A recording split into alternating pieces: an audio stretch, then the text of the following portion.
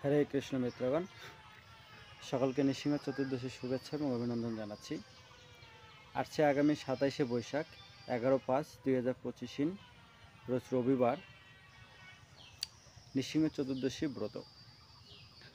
তো শ্রী চৈতন্য গৌড়ীয় সংঘ তথা গৌড়ীয় মঠ সিদ্ধান্ত অনুযায়ী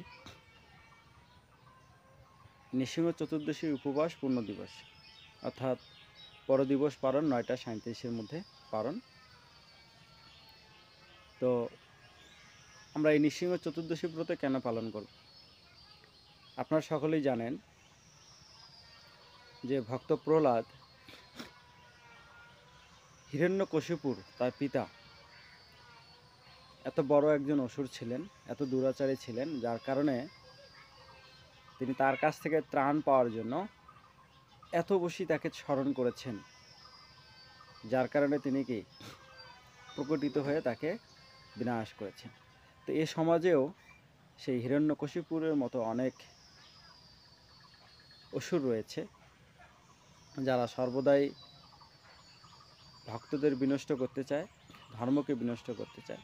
সেই জন্য এই নৃসিংহ চতুর্দশীতে আমরা অনেক বেশি তুলসীপত্র অর্পণ করব ভগবান নৃসিংহদেবের চরণে, করে আমরা প্রার্থনা করব আমরাও যেন